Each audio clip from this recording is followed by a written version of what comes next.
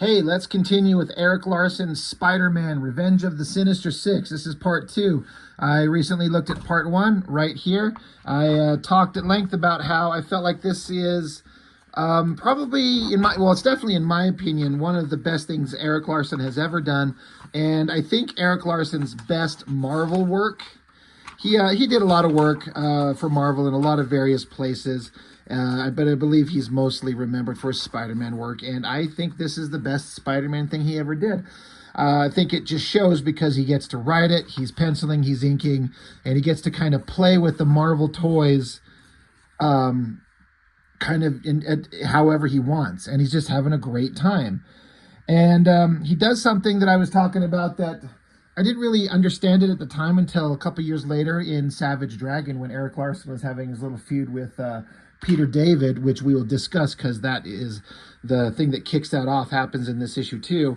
But Erik Larsen was talking about how he wanted to make Dr. Octopus a significant threat, gets him out of those stupid spandex like costume outfit thing that he would wear, puts him in a suit, gives his arms, the octopus arms, a big upgrade, giving them a virtually limitless power source and having them made out of the unbreakable metal adamantium. So it just makes him a significantly bigger threat, because Dr. Octopus was always kind of a joke with the way he looks, like a fat schlub, and he just kind of looks like he's just kind of embarrassing himself. So Larsen wanted to change that.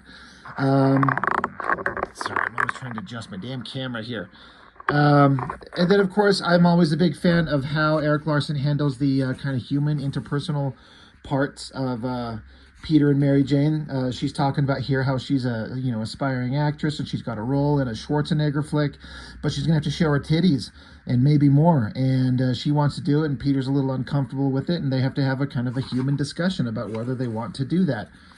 And the story is building up where the Sinister Six are getting back together, and they want to recruit Sandman because they say they're going to go after Dr. Octopus.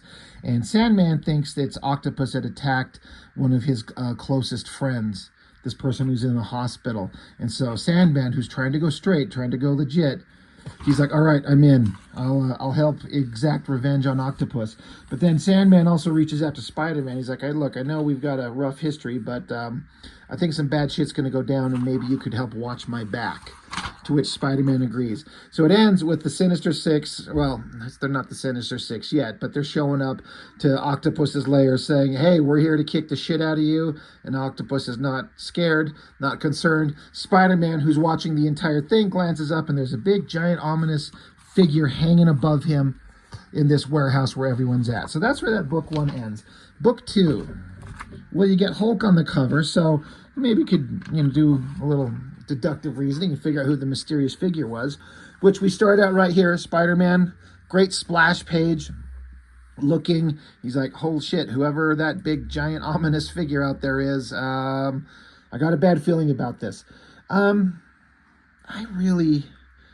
more I look at some of these comics, these Marvel comics had really upped their quality. They're still on newsprint, but it seems like it's a nice higher quality of newsprint.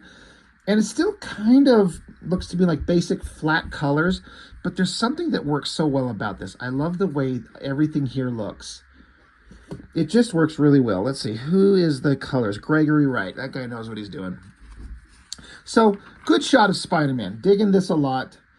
So, again, it just kicks off where we ended with the villains gathering down there. All of them presumably going after Octopus to stop him, kill him, take over, take him out. And Spider-Man's watching, but there's someone else there. Meanwhile, back with Octopus, love this shot. I mean, Larsen makes Dr. Octopus kind of a badass. I love it.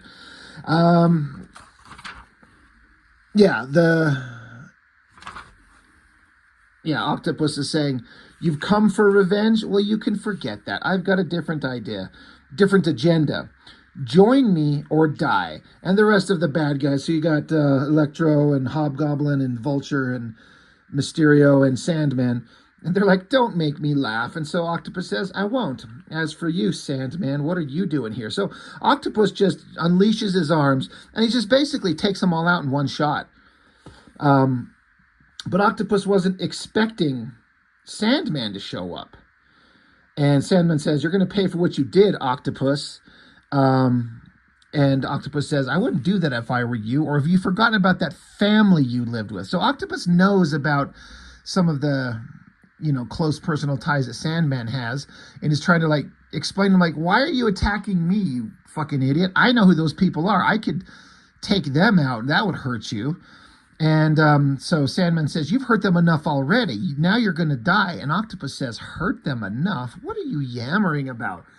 So Sandman suddenly realizes that his friends that got blown up in the house in the previous issue, and he was led to believe it was Octopus that did it. He realizes that Octopus is legitimately, "I don't know what you're talking about." So Sandman's like, "You sons of fucks, all these other bad guys, you just did that as part of your revenge scheme to get me to join you." So he dives at them. He's going to take them all out. And so Octopus is just like, "You guys and your fucking nonsense." So he pulls out this gun that turns Sandman into glass. And there's a little asterisk down here that says, "Remember this weapon of Doc's from Amazing Spider-Man 339?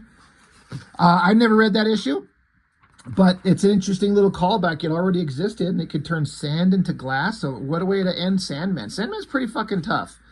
He's a pretty badass character. So Octopus continues to all the bad guys, "Sandman underestimated me, as are you doing. Continue your futile efforts and face his fate." So they're all kind of freaked out, like, "Oh shit, our plan's not working." And it looks like Octopus is threatening to use his arms to smash the now frozen in glass Sandman, which would be bad. And so Spider-Man decides to jump down into action. And, he makes some kind of your standard Spider-Man quips. And I love this panel here where Spider-Man comes down, hits the ground, and then jumps back up with double fists, smacking Mysterio and Electro both like in one single hit. The motion and that action shot by Larsen is actually really beautiful. It's so great. I love it so much. Octopus that says, "You're out of your league this time, you costumed cretin." It's kind of standard villainous bullshit conversation, and Spider-Man's heard it a million times. We've heard it a million times. Yeah, Spider-Man ain't worried. So he gets in there and he keeps beating the shit out of everyone, punching Vulture. It is said here that Hobgoblin uses this gas bomb, and Spider-Man realizes that it's the same kind of gas that it's the gas that the Green Goblin used to knock out my spider sense, first used in Amazing Spider-Man number 39. So way long time ago. So it's an interesting callback to previous issues, things that already exist. Like, if there's shit that's out there like that, why wouldn't somebody use it again? But that Spider-Man's got a precognitive kind of awareness, the spider sense. Well, if you got the means to knock it out, you take away an advantage of Spider-Man, one of his biggest advantages. So now suddenly the tables have been turned against Spider-Man. He can't have that hyper, pre-awareness of shit coming after him. And so with Octopus's arms, he's getting his ass kind of handed to him a little bit. So he's like, "I'm going to have to get out of here." So he tags Hobgoblin with the tracer. But just at that moment, giant explosion in the background. It's the Hulk. He shows up. And Erik Larsen has expressed quite often that Hulk, I think, is his favorite Marvel character, but he likes the classic kind of monster Hulk, as I understand it. So Hulk shows up. He says, "Knock, knock." And they're like, "Oh, Lordy, it's the Hulk." He says, No. You're supposed to say, "Who's there? Get with the program." So now Spider-Man and Hulk are, they instantly are on the same team. I like how Electro is trying to zap Hulk. Doesn't affect him, not one bit. And it shouldn't. It wouldn't. So Hulk just flicks away Electro. Spider-Man keeps punching up on Hobgoblin. I know I've said this before. Erik Larsen's art's a little bit of an acquired taste. It's a far cry from some hyper-realistic stuff that a lot of artists do, but I love it. And this is an era of his work that I just love. It's a lot cleaner and more controlled than the more sketchy stuff he gets into on Dragon when he goes to do that immediately after this storyline wraps up. And I love his work on Dragon, and I think it's just fine. I don't know if I could say one way is better or not, but there's certainly a nice, cleaner, slicker look that he did on this that, he didn't keep for very long. because once he got on Dragon, he's like, I can do any damn thing I want. He gets a little bit more experimental, and I love it. But anyway, great shots. And again, I can't get over how much I love the coloring in these books. The color and the uses of it all over the place are just flawless. I think it looks amazing, which is why this is visually one of the best things Erik Larsen's ever done, because he's got a great team working with him. But yeah, the Octopus's arms keep getting Spider-Man because he can't avoid them.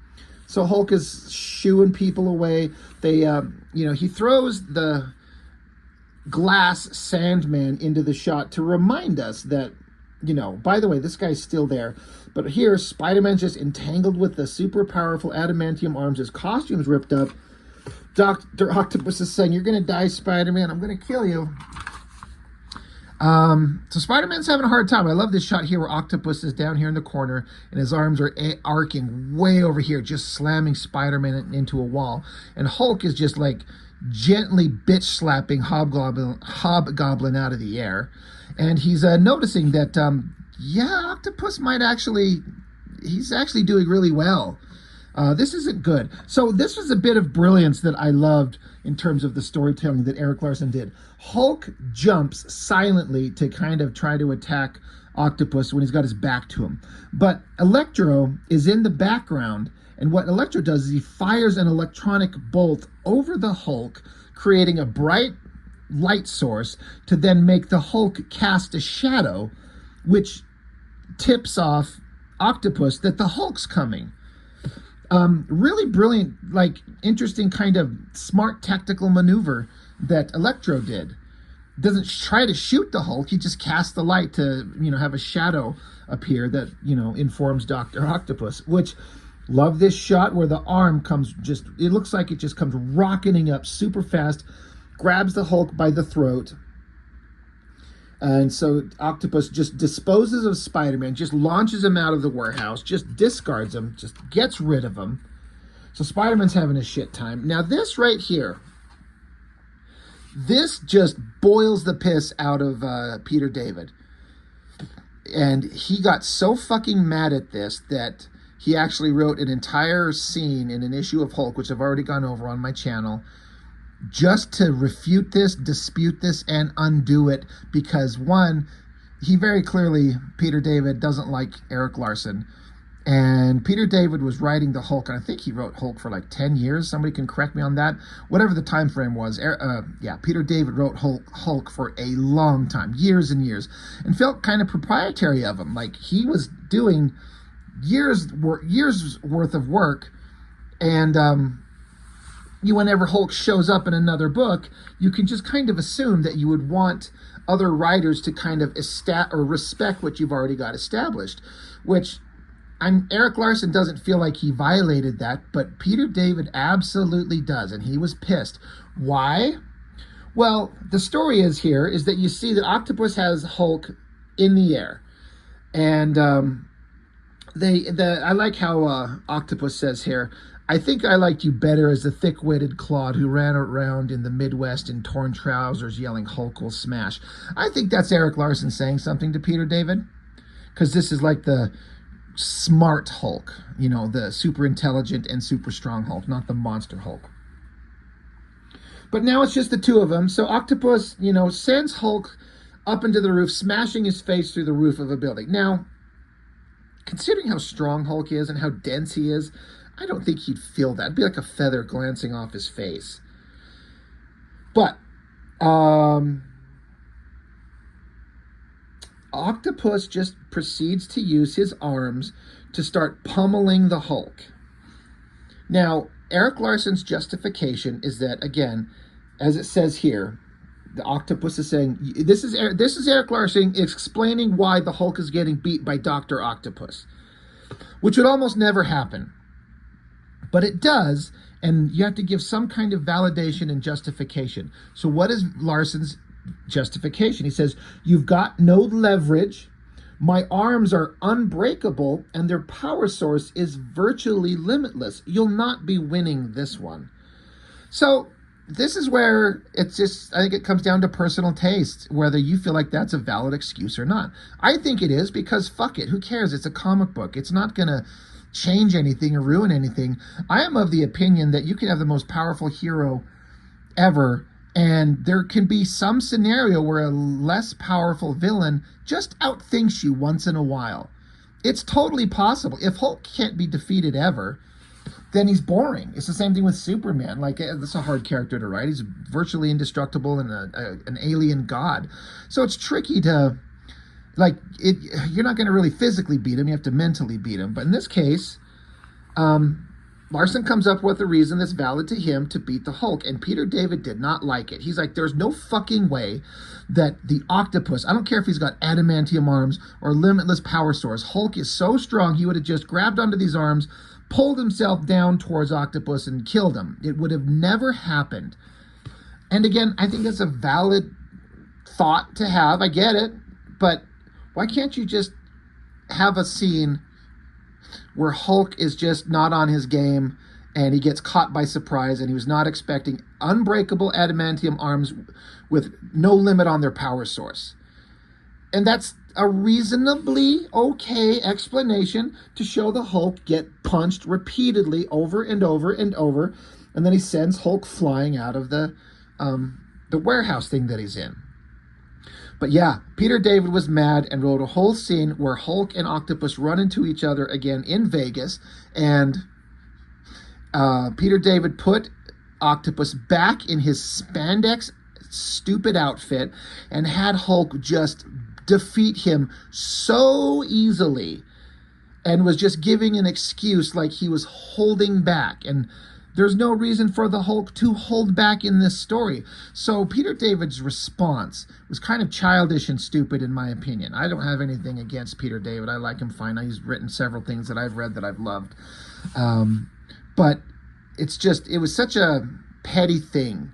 You don't have to like Larsen. You don't have to like his story, but you don't have to like intentionally in print give him a giant middle finger, which I don't feel like that's what this was. Larsen wants to use the Hulk, and he says often, like, the test of a character in any Marvel book was how well they do going up against the Hulk, because the Hulk is the strongest there is. So if you can even just hold your own against the Hulk, that's kind of like an explanation of how strong a character could be.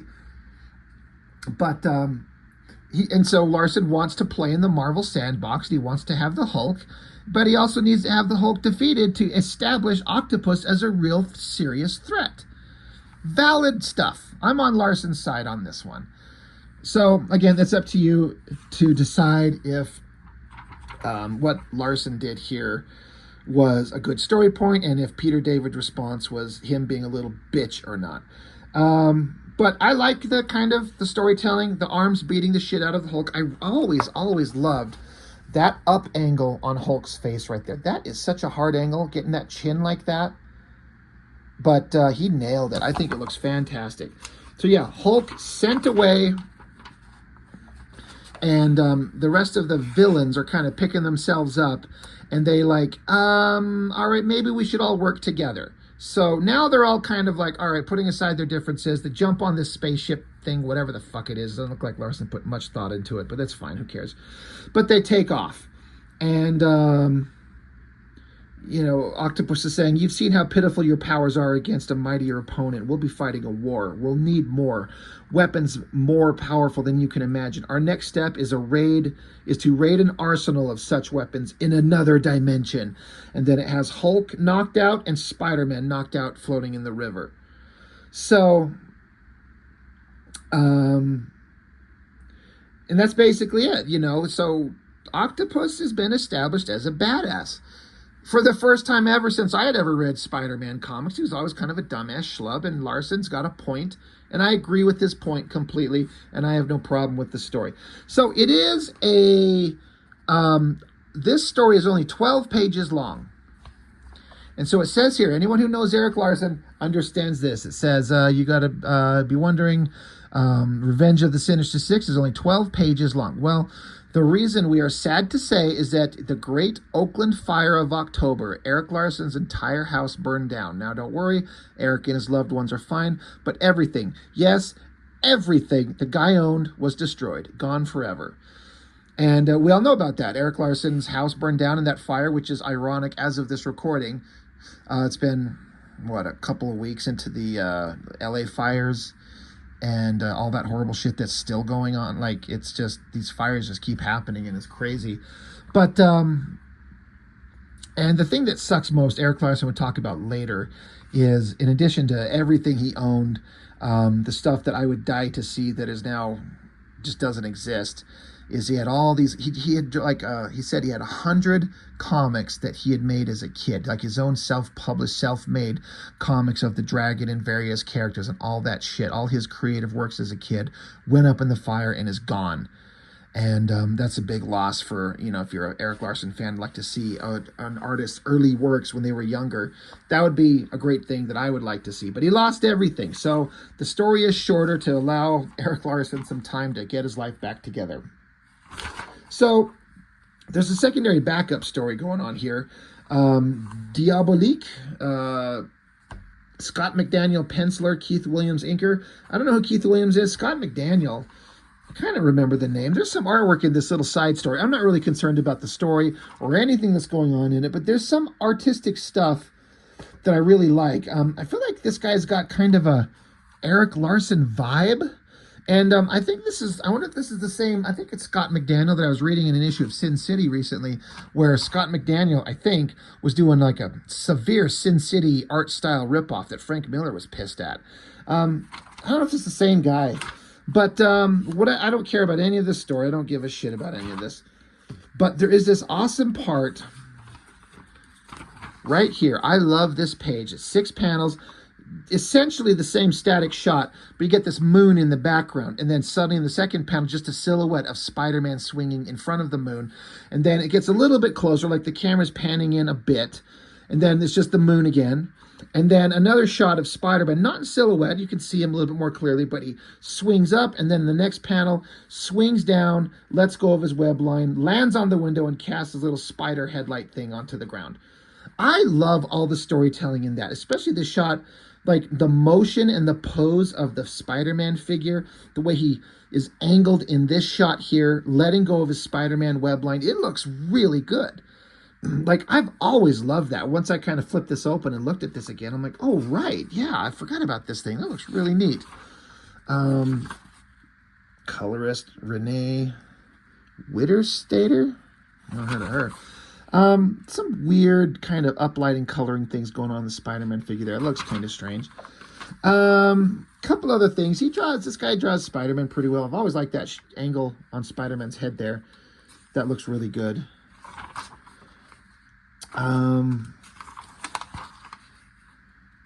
Yeah, nothing else I give a shit about. But anyway, the part 2 of Revenge of the Sinister Six. Great stuff from Erik Larsen.